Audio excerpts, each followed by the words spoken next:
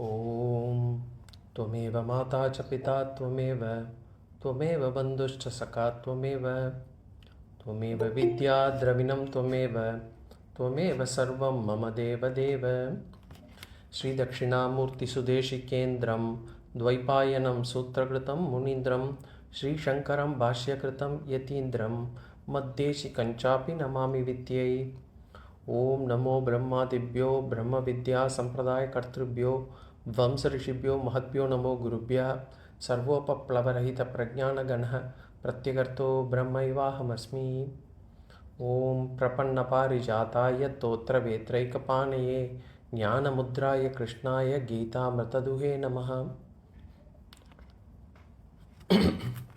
Pranams everyone. We are in chapter 3. We have finished Sloka 27. We have to start on 28. Now in this section, Bhagavan is actually giving advice to Jnani as to what sort of advice he can give to other Ajnanis. That is the section right now. In the last class, we saw Prakrite Kriyamanani Guṇa-Karma Visarvashaha Ahankara Vimudatma Kartahamiti Manyate. There Bhagavan said, how does an Ajnani think that he is doing the action? Although a Jnani and an Ajnani may do the same action, an Ajnani thinks that the actions that are coming out of this body and mind to be his own. And that is because of his false identification that I to be the body and mind. And therefore he considers I am the doer. This is what Bhagavan said in the Sloka number 27. Now in Sloka number 28, Bhagavan is going to describe a Jnani's mind. So an Ajnani thinks that all the actions are mine. I am doing those actions. That is what an Ajnani does. What does a Jnani think? Let's see in Sloka number 28. Shri Bhagavanu Bacha tatva-vit mahabaho guṇa-karma-vibhāgayoḥ guṇeshu vartante iti matva na sajjate tatva-vit mahabaho guṇa-karma-vibhāgayoḥ guṇeshu vartante iti matva na sajjate. So as I said, in this shloka, Bhagavan describes a Jnani's mind when he is doing this action. Tatva-vit tu mahabaho guṇa-karma-vibhāgayoḥ. So we'll see the shloka first and then do a vichara. Mahabaho we mean, Bhagavan means Arjuna. Mahabaho means large armed one, huge arms. So Mahabaho Arjuna. Tu. Tatva-vit tu. That tu means but. Why does Bhagavan says but here? Because he is talking, a Jnani thinks like that I am the doer, but he is starting with a but here.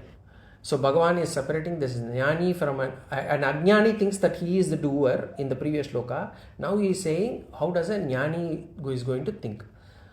But tatva-vit. Tatva-vit means Vit means knower. Tattva means the nature. We can say Tattva means nature. Or you can say quality, the character. So for example, we say Manushyatvam. Tattva means, actually Tat means that. Then Tattvam. Tattvam is a Tattvam. So Tvam means nature. That nature. When we say that nature, what it could be, say you use this Tvam many places. Mahatvam, Manushyatvam, Mirgatvam. We use that. Tvam means nature. Tattvam means nature of that. So Bhagavan here, he says, if you correctly understand the swarupa, a nature of an object, then we can say that you have understood that object's tattvam. Object's tattva, we can say that. So tattvam here means, in other words, right knowledge. Tattvam here means right knowledge. That's why we say we use mano tattvam. Mano tattvam is for understanding the mind. Then Ayurveda tattva, the right knowledge about Ayurvedam. So tattvam means right knowledge. So here Bhagavan says tattvam, that right knowledge about what we need to ask. So Bhagavan is giving it in the next word. Guna-Karma-Vibhāgayoḥ. Guna-Karma-Vibhaga tattva. That is how we have to understand. So Bhagavan is talking about the right knowledge about gunas and karmas. Bhagavan could have said atma tattva. Normally, whenever we say tatva-vit, we always refer to a person who has understood atma tattva well. And we say tatva-vit means knower of the atma tattva. But here, Bhagavan is using a different name. He is saying knower of which truth? He says Guna-Karma-Vibhaga tatva-vit, the knower of guna and karma's nature. And here we have a word Vibhāga. Vibhāga means separation, division. And this word has to be suffixed not just to this karma, but also to guna. So guna-vibhaga, karma-vibhaga. So the one who has understood the tattva of guna-vibhaga and karma-vibhaga, that person who has the right knowledge about the divisions of guna and the divisions of karma. That is what the first line talks about. So now we have to understand what is guna-vibhaga and what is karma-vibhaga. Vibhaga, we saw differentiation. So guna differentiation. Whenever we say differentiate, then there should be something else from which this subject has to be differentiated or separated from. So there has to be two things. So from what does the guna need to be differentiated? If we ask from what does the guna need to be differentiated, it needs to be differentiated from atma. Guna-Vibhaga tatva-vit means he has the knowledge that atma is different from gunas. In other words, what we have to tell ourselves is, I am different from the gunas. I am different from the gunas that this body exhibits, this mind exhibits. Now when we say which gunas here, which gunas are we talking about? The gunas that were mentioned as the ones that were doing the karma in the previous sloka. In the previous sloka, you remember, Prakrite kriyamanani guṇa-karmani sarvasha. It was the gunas of the Prakriti that does all the actions. So that gunas we are talking about. So we have to say, I, the atma, I am different from the gunas that are performing the actions. And in what form are these gunas? These gunas are in the form of in the form of stula sukshma sharira. It is there in the physical body, it is there in the subtle body. So guna-vibhaga tattva-vit means a person who understands that I, the atma, is different from stula sukshma sharira. I am not this physical body, I am not this subtle body, I am not the mind. That person who understands is called as guna-vibhaga tattva-vit. Now what is karma-vibhaga?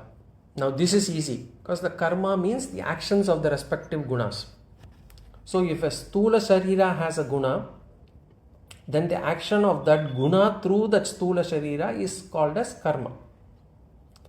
So each of the organs of the stula sukshma shariras, so which are those?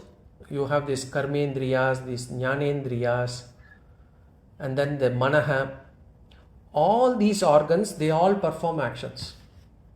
our karmendriyas perform action, our jnanendriyas perform action, our manas, it performs action. So karma vibhaga tatva-vit means he has this knowledge that atma is not doing these actions. I am not doing the action. Or in other words, I am not the doer. Or he understands that these actions are not mine. These actions are coming from the body and mind, and they are not mine. And they are coming from body and mind. But whose actions are they actually? These actions are of the gunas. So Guna-Karma Vibhaga tatva-vit means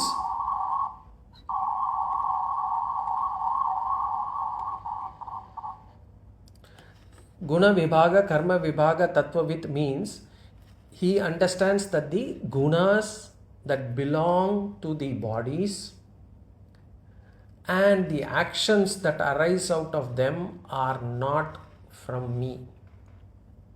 That is what this person understands. That is how his mindset is. Now, having defined this, the Jnani now, Bhagavan, so here this is a definition of a Jnani. Guna-Karma Vibhaga tatva-vit.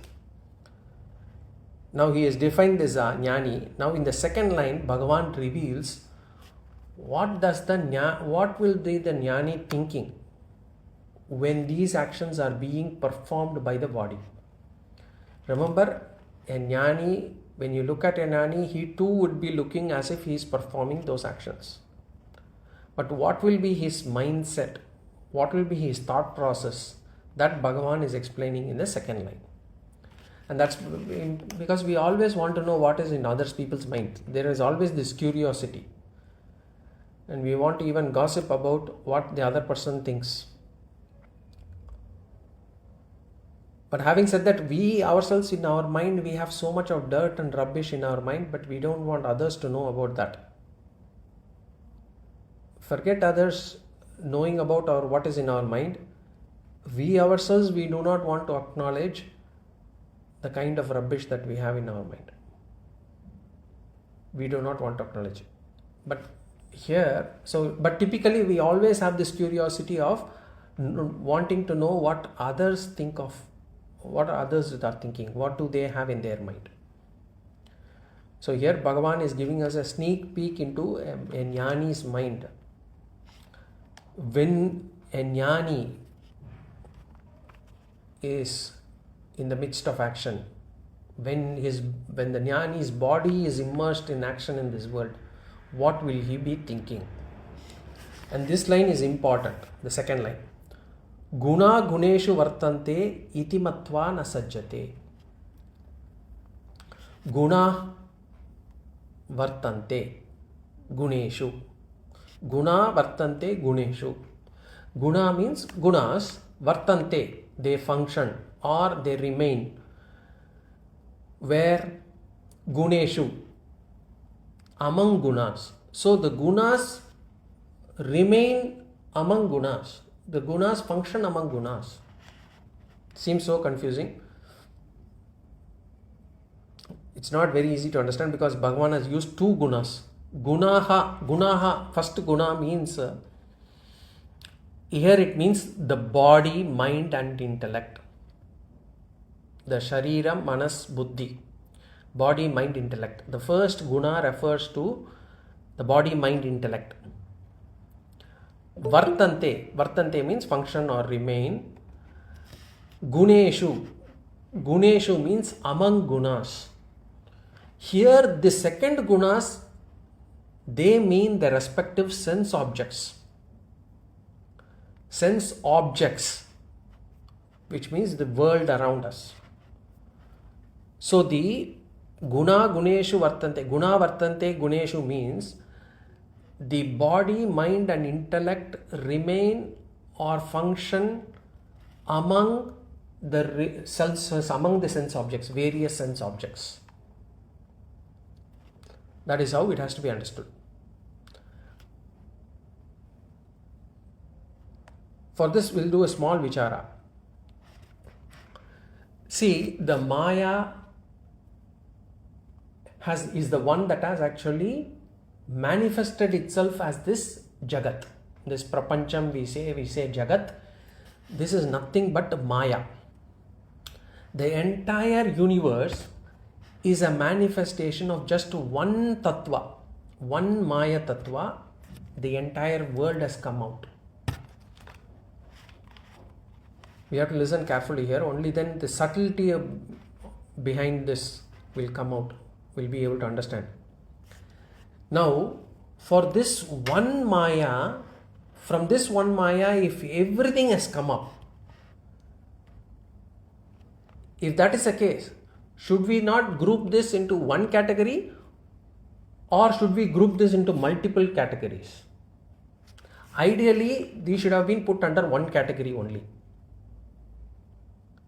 The whole universe is come out of only one Tattva, Maya Tattva. Which means everything should have been categorized as only one. But what we have done, we have split into two categories. We call one to be the body and the other to be the world. We take the body to be the experiencer and the world to be experienced. And why do we do that? We have wrongly classified because we think we are the body mind who is the experiencer, and the world is another set of objects which has to be experienced by me through this body. But in actual essence, where does this body come from? Where has this body come from? This body has also come from the same Maya Tattva. The world and the body are all part of the same Maya Tattva. It is one Maya which has manifested itself as this world as well as this body. And therefore, we should be actually, everything is experienced for us. Even this world is experienced, the body also has to be experienced. It is not the experiencer. The world is drishyam, achetanam. Whatever we see in this Jagat, in this Prapancham, whatever we deal in this world are all experienced by us. And it has all come from a single entity called Maya. If that's the case, how should we be actually classifying our body? The body should also be on the other side. The body should be part of the world. Because it is also a drishyam. It is also a chetanam. Whenever I say me and this world, the world is always against me. The world has never been nice to me. Some people complain. This world is a bad world. And in that world, we include everybody else other than our body. When we see other bodies, we consider them as part of the world. And this is my body, and this is I. The other bodies are not I. What they experience is not my problem. They are part of the world. That's how we see it. And that happens to every individual. Everyone take their body to be the drig and the world to be drishyam. Everybody takes their body to be the experiencer and the world to be the experienced. But the reality is, this body is is the same as what the other bodies are. If the other bodies have all come from Maya Tattva, it's the world. This body also belongs to the same Maya Tattva. It also has to be considered as one entity, which is the world. So if we have to see what is moksha, if I am able to see my body the same manner as other bodies, then I have got moksha. The other person suffers, oh, that's his problem, that's his karma. If I am suffering, somebody else has created the problem for me. It is not my karma. That is how we want to see it. If I am able to see my body the way others see my body, others also have the same feeling about me. And if I am able to see this body also as the same, then that is moksha. So here in this sloka it is said, this is how a jnani looks at his body. What he looks as? Guna, guṇeṣhu vartante. He understands both are maya. The body is maya. The sense objects, the world is also maya. So guna, guṇeṣhu, both are coming from the same. One maya has separated from another maya. The maya has actually manifested itself in different manners. That's all. And the same maya is dealing with one another. The body is maya, the prapancham universe is maya, the sense objects are maya, they deal with one another. And this is Bhagavan's trick. What is Bhagavan's maya? First, the single entity of maya, he splits it into two. And one thinks that he is the experiencer, the other thing, and the others are all experienced. If one is able to understand that everything is maya, and it is only the gunas of this body which deal with the gunas of these other bodies or other objects in this world, if he is able to understand, then he is a jnani. This is one guna, that is also another guna. This guna is dealing with another guna. So therefore, who am I? I am apart from these gunas. I do not belong to this group at all. I am not the maya. I am neither the body nor the world. I am neither the experiencer nor the experienced. I am neither the karta nor the bhokta. That is what we have to understand. So, coming back to this, in the first line, Bhagavan had described what is a jnani, who is a jnani. Now he says a jnani understands guṇeṣhu vartante, guna vartante guṇeṣhu. The sense objects deal, the sense organs deal with the sense objects. Now, iti matva na sajjate. Matva means with the understanding. With this understanding, that jnani na sajjate. Na sajjate means remains detached, not related. He does not relate himself to the gunas. The self remains not attached, non-attached to the gunas. The self is not related to the gunas. This is the understanding of a jnani. The self is not attached to the gunas. If somebody asks, where does a samsara begin? What is the root cause of samsara? The root cause of samsara is attachment. Samsara begins with attachment or relation. If there is something that we are not related to or we are not attached to, will it give us sorrow? It will not give us sorrow. Somebody whom we are not attached to, whom we are not related to, whom we don't deal with, if he is talking ill of us, will we even know? Will we even worry, bother? No. But if somebody whom we know talks something bad about us, then we are sorrowful, we are angry, we are upset, we are depressed, all those things. That's because we are attached to that person or to that relationship. There has to be some relation or attachment for something to give us sorrow. Sorrow can be only given by things that we are attached to.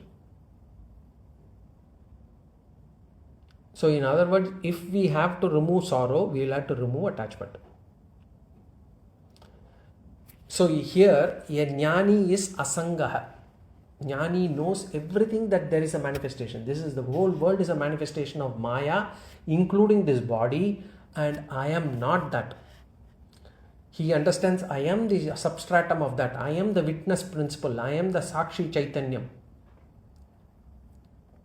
With that understanding, a Jnani's body will be functioning. His mind will be functioning. And he knows that he is not the body, he is not the mind. And therefore, because he understands this, he neither gets papa nor gets punya. Remember, what is an Ajnani's understanding? An Ajnani's understanding is, he thinks that one portion of Bhagavan's Maya to be the subject, which is him, and one portion of Bhagavan's Maya to be the object. Jnani's understanding is, both are objects. The entire Bhagavan's Maya is object. And this truth is understood by a Jnani. Matva. With that understanding.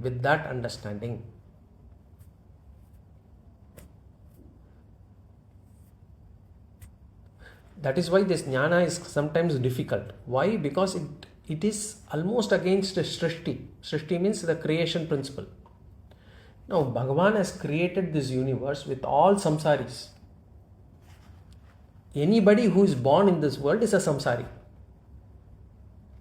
And samsari means his knowledge is one portion of Maya is subject, another portion is object. So, for a Jnani, or for a person to reach the stage of jnana, he has to unlearn that. He has to unlearn and take that, okay, those are all objects, even my body is an object. And I am not the body, I am not the mind, I am the Sakshi. That is how we will have to reach the stage of jnana. So Maya itself means actually division. So whenever we think that I am this body or I am this mind, which means I need something to make me happy. I need something to enjoy. If I get this feeling, what we should immediately, remind ourselves, guṇa-guṇeṣhu vartante. I am not the one who wants to be happy. It is the body which wants it to be comfortable. It is the mind that which wants to be happy. Guna-guṇeṣhu vartante. And both are not me. I am not the gunas. I should not be craving for the gunas. I am atma swarupa.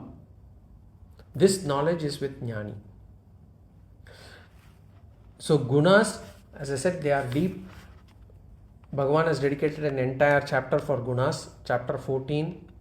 We will understand this deeper. Here, just Bhagavan has given two things. One is lakshana of a guna, and he has also given bandha swarupa.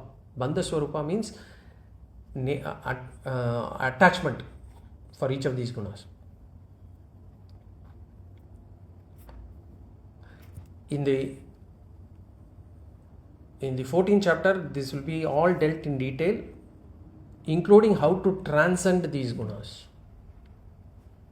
So when we actually go to 14th chapter and when we finish it, if we come back to this sloka, we will be able to appreciate this sloka even better.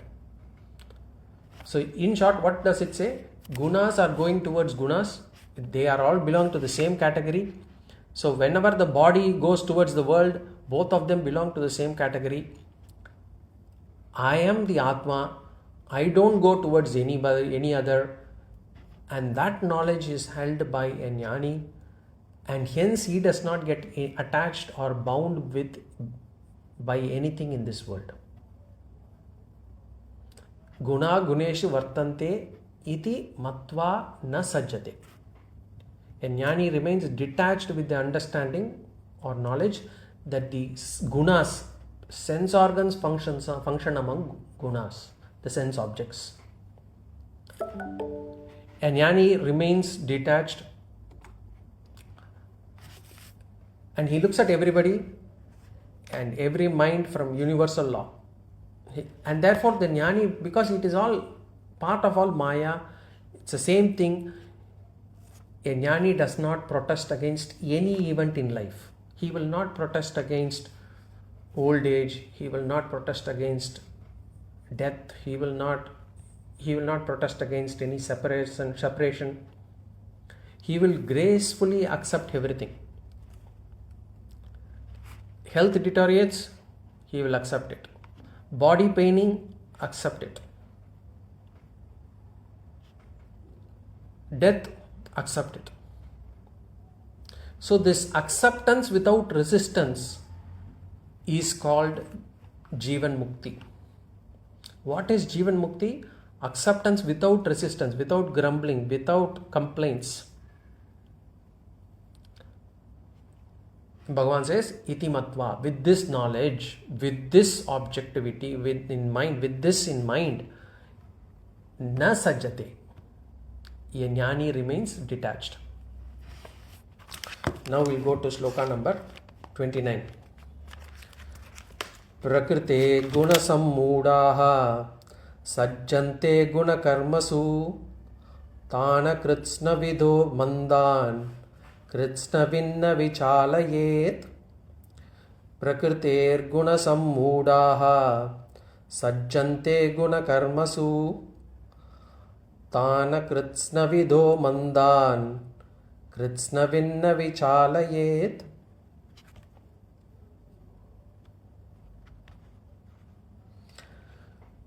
So Bhagavan does not give anything new, new information. Bhagavan just gives an Ajnani's mindset again and gives an advice to the Jnani. He basically concludes what he has already said. The next sloka, Bhagavan is going to give the essence of Karma Yoga, which is an important sloka, Sloka 30. In this sloka, he is just concluding whatever he's been saying so far in this section.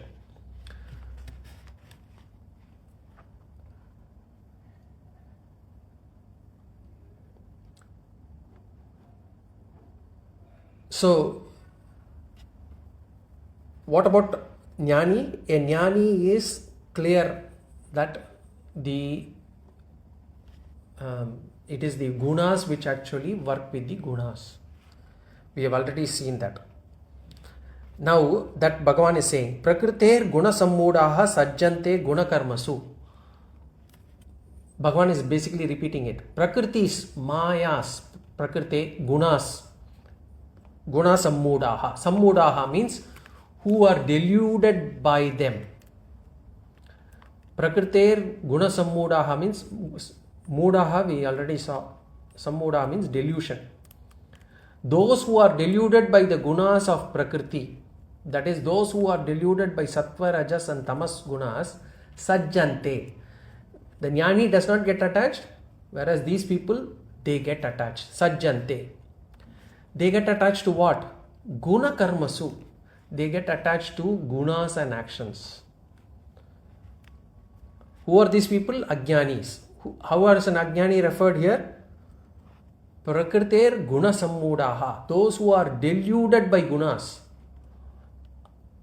And what sort of attachment does each one of them give? We will see that in the 14th chapter.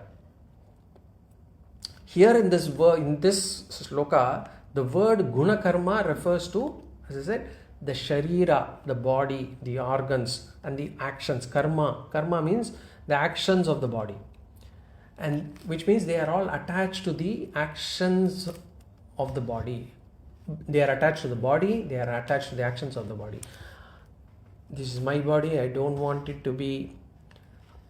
my mind to get hurt, I don't want my mind to feel unhappy, I don't want my mind to feel sorrowful, I want always to be excited, I don't want the body to be in an uncomfortable position, I want the body to be always in a nice place, should be covered, clean, should be always in comfort.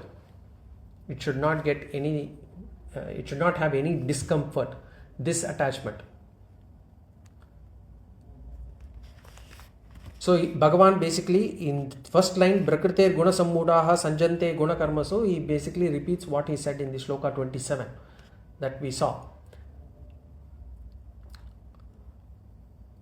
Then,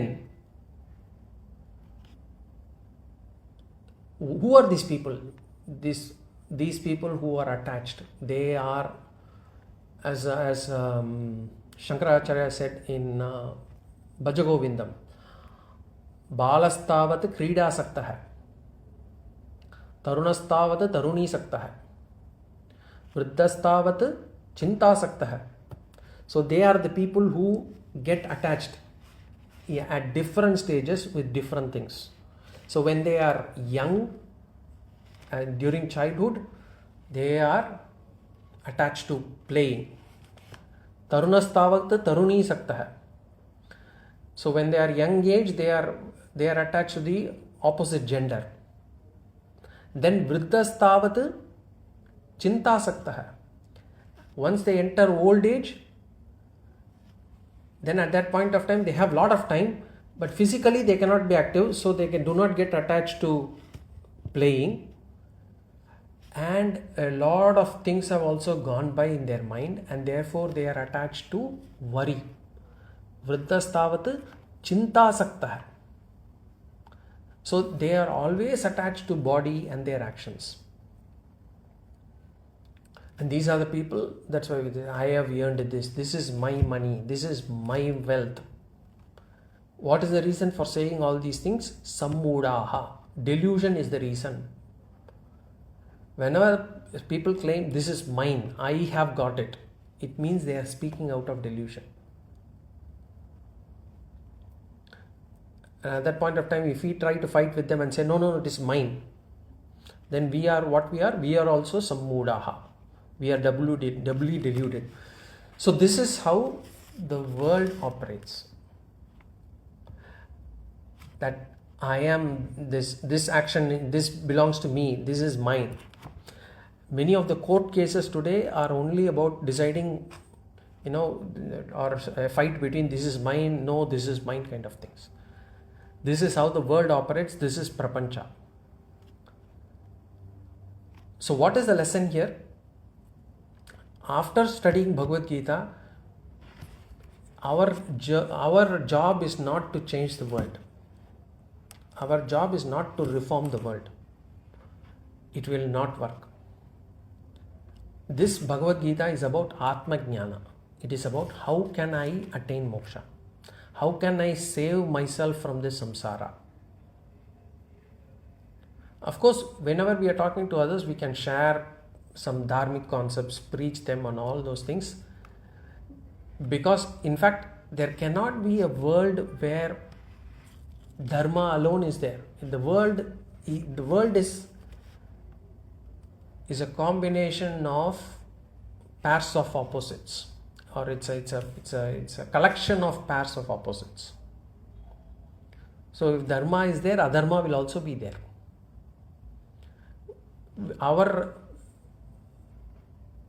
We have not come here to move this from adharma to dharma, move things from adharma to dharma, or convert people from adharma to dharma. And Bhagavan therefore is advising Jnanis here. Bhagavan will not be advising Jnanis henceforth in Bhagavad Gita. So after this, but Bhagavan is saying that Jnanis should not go and talk to these Ajnanis. About what? About Vedanta, about Vairagya, about Moksha. Keep them in mind.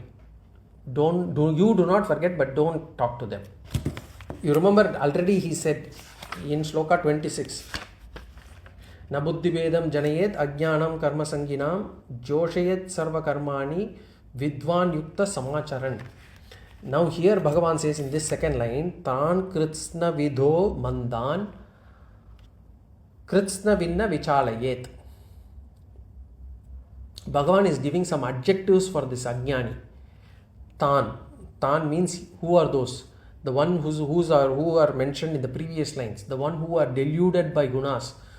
The ones who are attached to their bodies and their actions. He calls them akritsna vid. Akritsna vidaha. Akritsna vidaha means, kritsna means total, complete. Akritsna means incomplete. With means knowledge. So akritsna vidaha means incomplete knowledge. Tamil we say arai gurai. He has incomplete knowledge. So that is one adjective. Then he gives another one. He says akritsna vidaha mandan. Mandan means immature. In Tamil we say mandu. A person with immature, half-baked knowledge. Who is Bhagavan referring to? The Ajnani. Ajnani is immature, half-baked knowledge. If an Ajnani is a kritsna-vit, what is a Jnani? A Jnani is a kritsna-vit, a man with complete knowledge. What is complete knowledge? He has the knowledge of both atma as well as anatma. What about our Ajnani? An Ajnani doesn't have the knowledge about atma, and therefore he is akritsna-vit.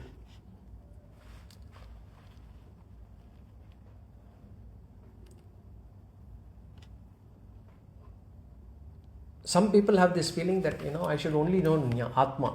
If I know atma, what is there to learn about anatma? Worldly language, worldly knowledge is not useful, they might say. But it is wrong. Knowing atma alone is not enough. One should know what is anatma also.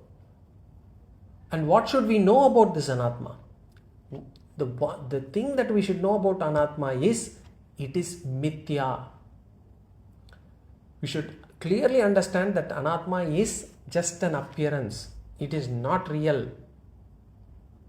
Only then we will be able to remove this anatma. Only then we will be able to negate this anatma. Only then we will be able to transcend anatma.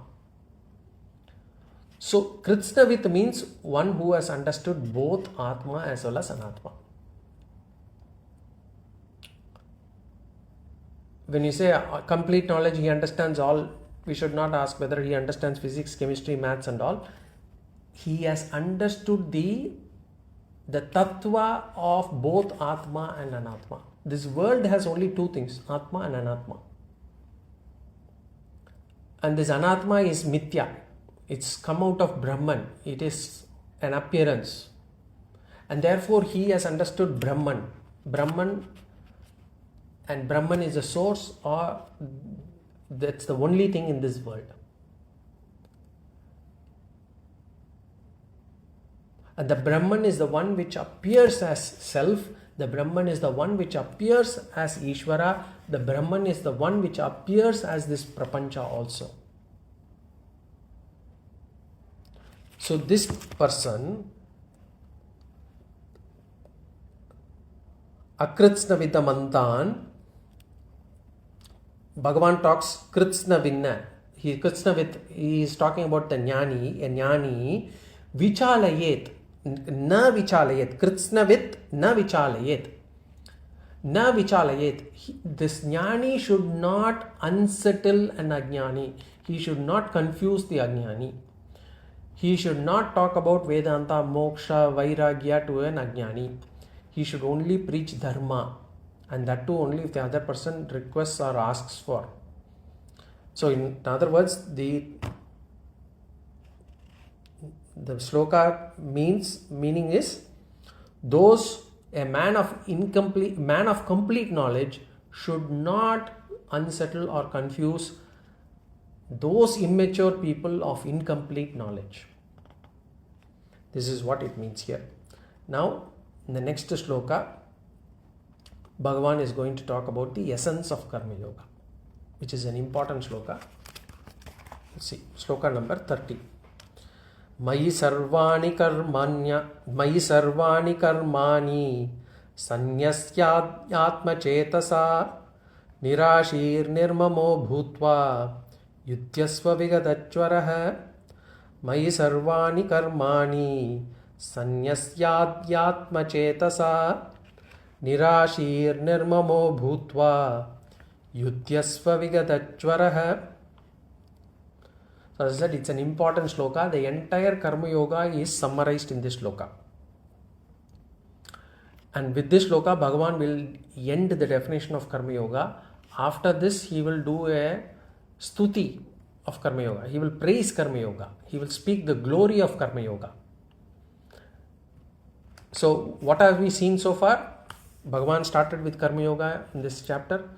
Then he talked about basically Loka Sangraha. And then he gave the advice to Jnanis and Ajnanis. Now he is returned back to Karma Yoga. And here he is given a set of 5 rules that a Karma Yogi should follow. A 5-point program. For us to remember Karma Yoga is given a 5-point program. 5 rules. So remember, we had seen Karma Yoga through various lenses. We saw Karma Yoga is about contribution. We saw Niyatam Kuru is Karma Yoga. We saw Panchamaha Yajnas, doing it with Panchamaha Yajnas is Karma Yoga. Then we saw Yajnartat Anyatra Karma. We saw where Ishwara Arpana we saw through various senses. Now all of these are brought together in these 5 points. Now, who should do Karma Yoga? Whoever requires mental purity, whoever desires to attain moksha must perform Karma Yoga. If a person lives by Karma Yoga, he gets purity of mind, he gets atma jnana and thus moksha. Now if a person has already attained chitta shuddhi, he's already attained purity of mind, or he has already attained moksha, as in he's already got jivan mukti, then he too may perform karma for the sake of others, which is Loka Sangraha. And Bhagavan gave the example of Janaka and others. But who must perform Karma Yoga? A person who desires Chitta Shuddhi, who desires moksha. So this shloka is for Ajnanis, people who have not attained Chitta Shuddhi. And Bhagavan addressed Arjuna says, even if you are a Jnani Arjuna, you must perform Karma Yoga as Karma Yoga for Loka Sangraha.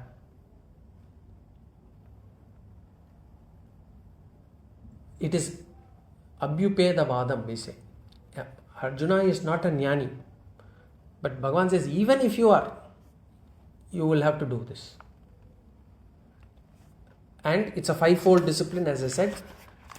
We will kind of rearrange the verse a bit. Now, we will take one by one. The first discipline, we will take Adhyatma Chetasa. Adhyatma Chetasa. Mai Sarvani Karmani Sanyasyad Adhyatma Chetasa. Adhyatma Chetasa means Viveka Buddhi. Chetas means knowledge, jnana.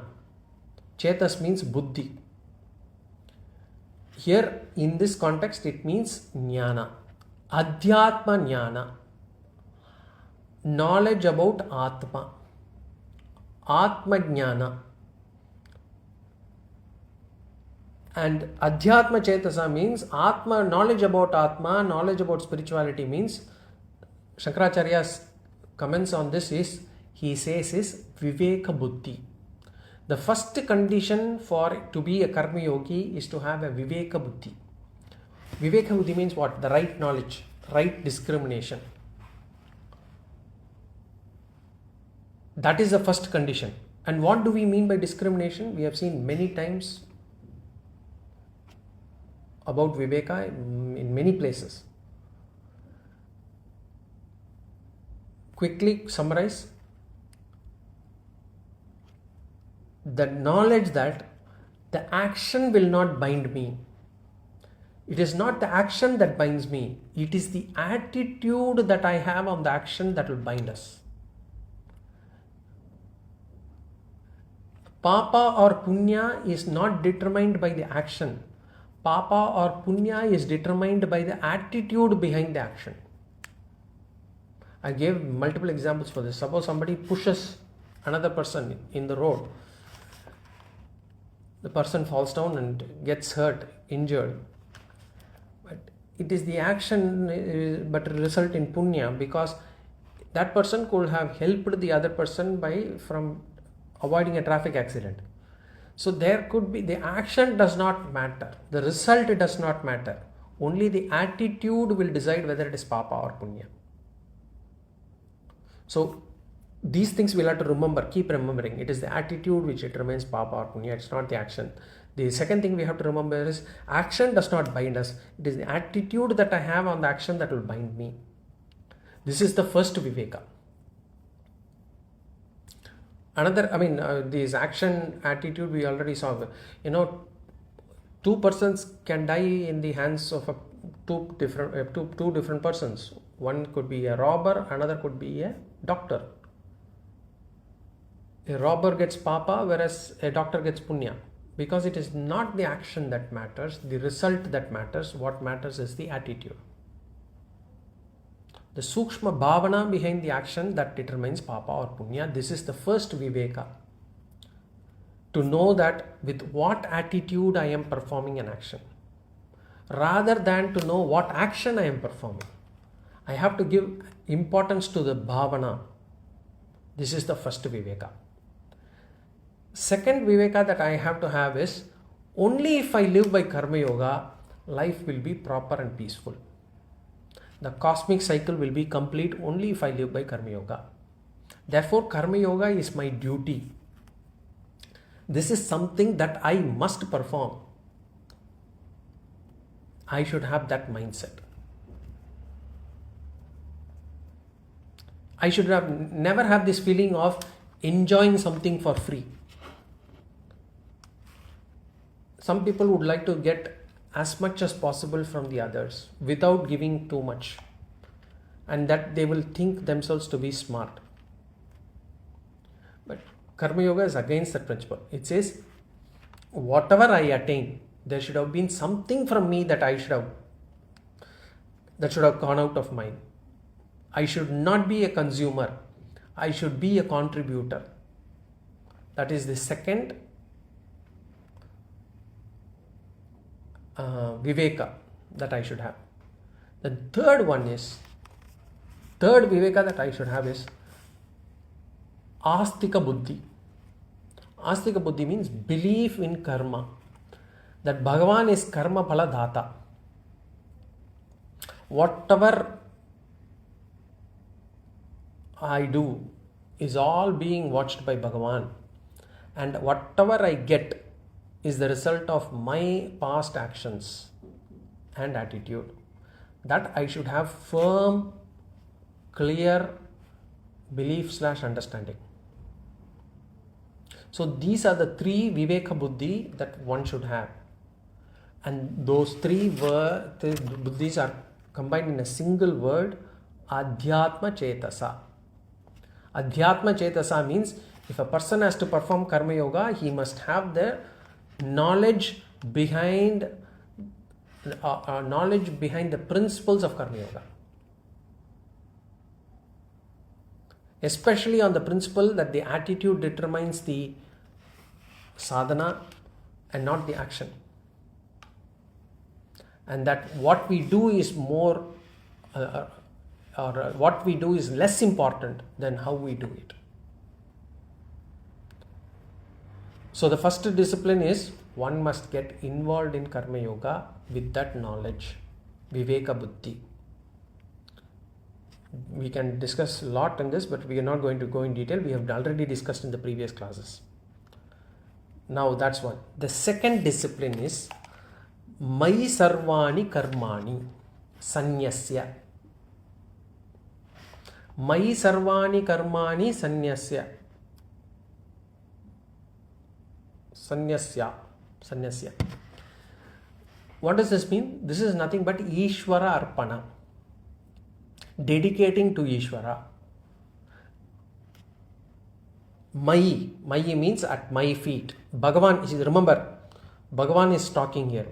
So Bhagavan says Mayi Sarva. Mayi means at my feet. And here Bhagavan is talking from the standpoint of Ishvara. He is not talking as Krishna the charioteer. He is not considering himself to be the Pandava's cousin or Devaki Putra or the Sarathi. he is talking as if he is talking from the standpoint of Jagat Karana Ishvara. He says, at my feet, Mai means with me. Sarvani Karmani, all actions. Sarvani means all, Karmani means actions. All Sarvani, no exceptions. All your actions.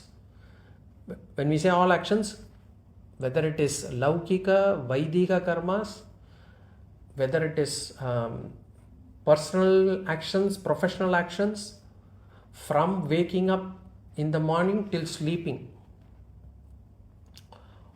what should be done? Bhagavan says, Sanyasya. Sanyasya means dedicating. Normally, Sanyasya means renouncing. But here it means dedicating. You basically renounce all my actions, all your actions to me. In other words, you dedicate all your actions to me. That's what Bhagavan says. Mai sarvani karmani. All actions. Sanyasya. Dedicated to me. This too we had already seen as Ishvara Arpana Buddhi, which is part of Karma Yoga. So, Adhyatma Chetasa Viveka Buddhi. Now, Mai Sarvani Karmani, which is Ishvara Arpana Buddhi. So, in other words, converting work into worship. Yadyat karma karomi taddattakilam shambho tavaradhanam. Whatever I do, it is all your aradhana. Even eating, prana, swaha, Ishvara. In our culture, everything we link it up with Ishvara. So Bhagavan is not only in temples. The entire creation is Bhagavan. The entire manifestation is Bhagavan. So Karma Yoga or worship is very easy. We do not need to go to a temple. Every action of ours we can dedicate it to Ishvara. So these are two things. The remaining three we will see in the next class. Any questions or comments?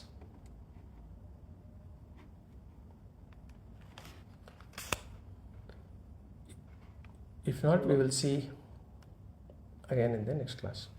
Om Purnamada Purnamidam Purnat Purnamudachyate Purnasya Purnamadaya Purnameva Vashishyate.